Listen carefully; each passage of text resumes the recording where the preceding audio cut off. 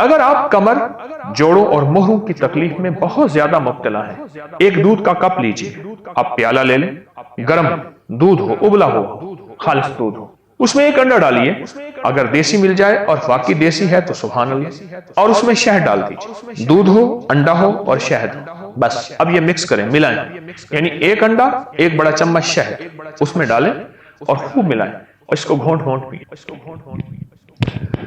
ہمارے ایک پرانے جاننے والے تھے، تجربات کے وہ سمجھ لیں کہ پرنسپل تھے، تجربات کے پرنسپل تھے، میں نے ان کا نام رکھا ہوا تھا تجربات کے پرنسپل، بہت تجربات تھے، ان کے مشاہدے کی نظر بہت تیز تھی اور کمال کی باتیں کرتے تھے۔ مجھ سے کہنے لگے حکیم صاحب آپ کو پتا ہے کہ مرد کب بوڑھا ہوتا ہے؟ میں نے کہا نہیں۔ کہا جب انڈا، دودھ اور شہد چھوڑتا ہے مرد بوڑھا ہو جاتا ہے، ختم ہو جاتا ہے۔ میں اس کی بات سن کے حیران ہوا، بہت پرانی بات ہے۔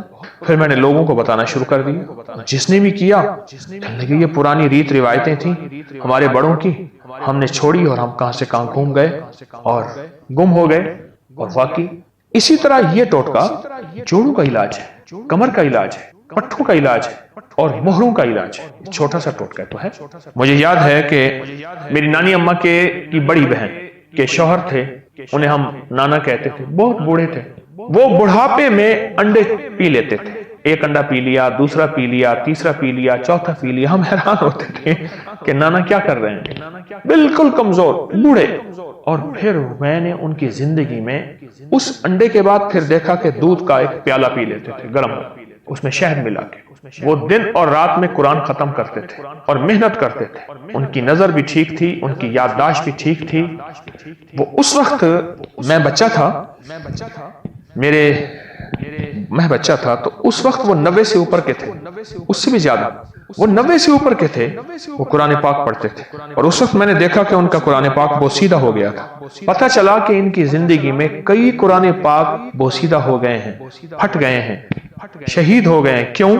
کہ اتنا زیادہ پڑھتے ہیں اور ان کی غذا یہی تھی، وہ سردی ہو یا گرمی۔ لیکن آپ سے عرض کروں گا کیونکہ آپ عادی نہیں ہیں، آپ ایک ایک انڈا کر کے لیجیے، تھوڑا تھوڑا کر کے اپنے جسم کو اس کا عادی بنائیں۔ تو میں عرض کروں گا کہ آپ پہلے ایک انڈا، ایک کپ دودھ اور ایک تھوڑا سا شہد، اس کو معمول میں لے آئیں، اس کو معمول میں لے آئیں۔ پھر آہستہ آہستہ آپ، کیونکہ میں نے نانا کی زندگی میں دیکھا، شاید ان کا تو ساری زندگی کا یہ نظام تھا، انہوں نے مرغیاں اپنی رکھی ہوئی تھی اور مرغیاں انڈا دیتی تھیں، اور بعض اوقات شور شرابہ بھی ہوتا تھا کہ فلاں جو ہے انڈا چرا کے لے گیا۔